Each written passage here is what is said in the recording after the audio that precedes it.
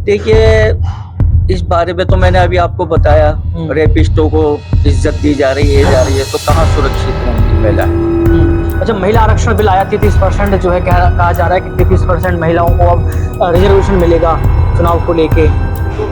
देखिए, अगर ये इस बारे में सच्चे हैं तो हमने तो हमेशा सपोर्ट जो है किया वो कांग्रेस से किया है। काफ़ी पुराने हम कांग्रेस के हैं और फिलहाल अभी भी कांग्रेस से ही चल रहा है। बाकी देखते हैं आगे कौन अच्छी सर्विस देता है उसी के साथ। गठबंधन हो गया है, कांग्रेस पार्टी, अरविंद केजरीवाल, तमाम जो पार्टियां हैं वो एकजुट हो गई हैं। विश्वास है? विश्वास होना चाहिए भाई। मैं देखो, अरविंद केजरीवाल दिल्ली के लिए बेस्ट है। अरविंद केजरीवाल दिल्ली के लिए बहुत बेस्ट है क्योंकि उसने बहुत काम करके दिखाया है। देखो, देखिए, देश के प्रधानमंत्री जो नए संसद भवन में नए भारत की परिकल्पना करते थे, जिन प्रधानमंत्री ने कहा था कि ये देश विकसित राष्ट्र की तरफ जा रहा है, उन्हीं प्रधानमंत्री के शासनकाल में देश के संसद में एक सांसद रो रहा था और उन्हीं के सांसद हर्षवर्धन और तमाम ऐसे सांसद तालियां बजा रहे थे। क्या वाकई में वो किसी एक समुदाय के सांसद थे? वो जनप्रतिनिधि है, जनता के द्वारा चुने हुए सांसद हैं। लेकिन भारतीय जनता पार्टी की ओछी राजनीति और ये गालीबाज उनके नेता, ये सिर्फ और सिर्फ इस देश की जनता को ठगने का काम किए हैं।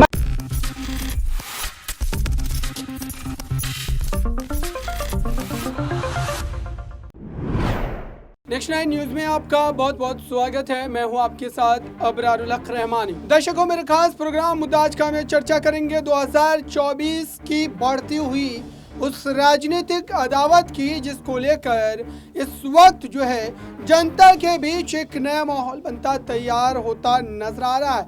दरअसल 2024 को लेकर के कई ऐसे मुद्दे, खास मुद्दे, जिनको लेकर राजनीति भी होती नजर आ रही है और इसी पूरे मामले पर विस्तार से इस खास रिपोर्ट में बात करेंगे और हर उस प्रश्न का आपको जवाब भी मिलेगा कि 2024 से पहले जो दावे किए जा रहे हैं विकास कार्यों को लेकर के, महिला सुरक्षा को लेकर के, लगातार घट रही महिलाओं पर अपराध को लेकर के, उसकी हकीकत क्या है। और इस बीच जो कई मुद्दों को लेकर के जानबूझ करके कहीं ना कहीं इस पूरे मामले पर राजनीति करने की कोशिश की गई, उसको भी समझते हैं। सबसे पहले आइए रमेश बिधूड़ी के उस दिए गए बयान पर अब एक नई बहस छिड़ गई है।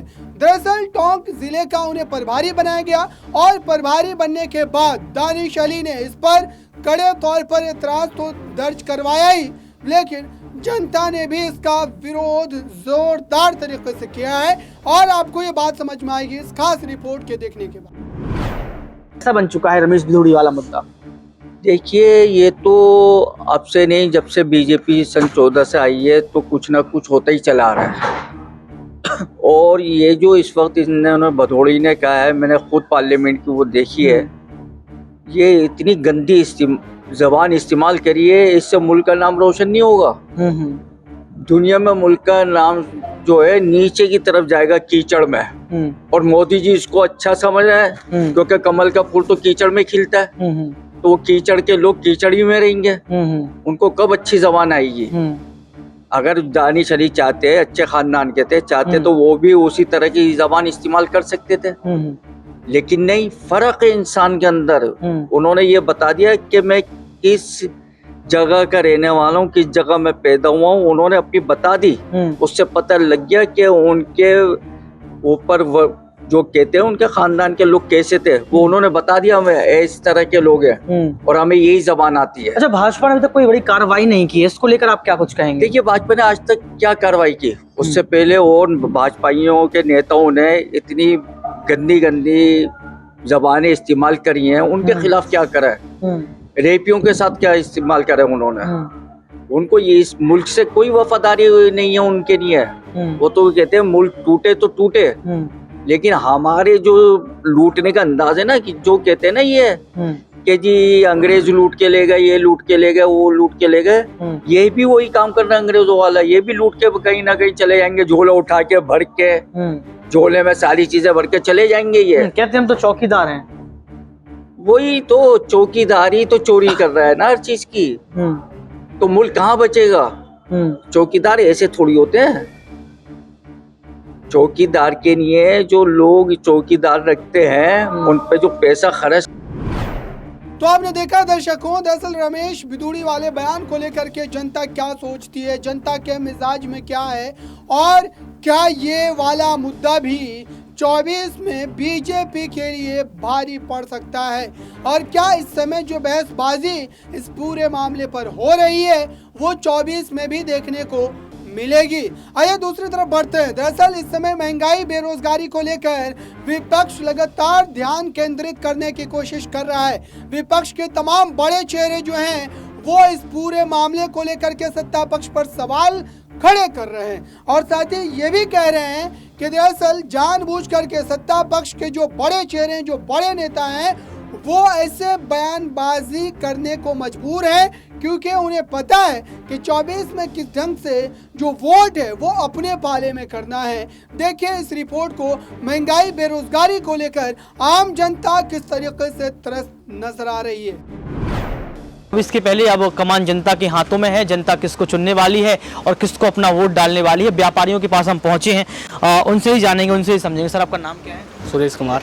सुरेश जी, कैसे देख रहे हैं, चुनाव नज़दीक है, क्या क्या समस्या रह गई हैं, क्या क्या सरकार को काम करना चाहिए?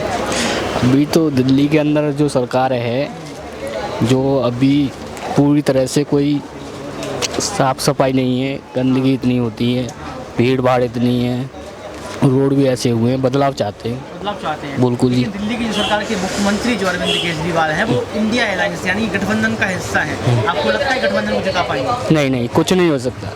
नहीं। आप कौन सा पक्ष पर हैं? बीजेपी पे है। बीजेपी के किन किन कामों से खुश हैं आप? जो देश का आर्थिक है, कार्य है, जो रोड बने हुए हैं, फैसिलिटी है इतनी। पहले कितना जाम लगता था, यूपी से बाहर जाओ, कहीं स्टेटों में जाओगे, जो 8 घंटे का सफ़र था 3 घंटे का रह गया है। कितने विकास। हाँ, खुश है। और भी लोगों से उनकी राय जानेंगे, समझेंगे कि आखिर वह कैसे देखते हैं।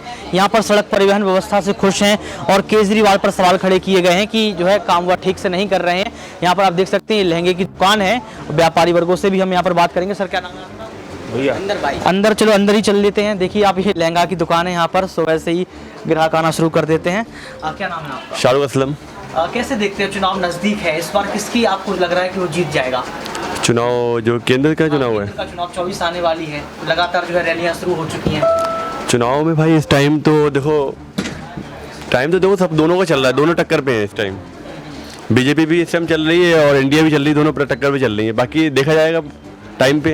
आपका वोट किसको रहेगा? आप युवा चेहरा हैं और आप ही जो है सरकार को चुनना है हम लोगों को। हमने तो हमेशा सपोर्ट जो है किया वो कांग्रेस से किया है। काफ़ी पुराने हम कांग्रेस के हैं और फिलहाल अभी भी कांग्रेस से ही। तो आपने देखा दर्शकों, दरअसल इस पूरे मामले पर ये भी कहा जा रहा है कि जो बीते 1-1.5 महीने पहले आपने देखा जो रसोई गैस के कीमतों में गिरावट देखने को मिली, दरअसल इस गिरावट को भी कहीं ना कहीं 2024 से जोड़ करके देखा जा रहा है। और ये साफ तौर पर कहा जा रहा है कि सरकार की ये नीति है और सरकार जानबूझ करके लगातार जो है पैसों को बढ़ाती है, दाम में इजाफा करती है, और जब चुनाव नज़दीक आता है तो इसमें गिरावट कर दी जाती है। इसी पूरे मामले को लेकर के जो है हमारे संवाददाता ने जो लोगों से बात कर समझने की कोशिश की, उसको भी एक बार आप देखकर जरूर समझिए।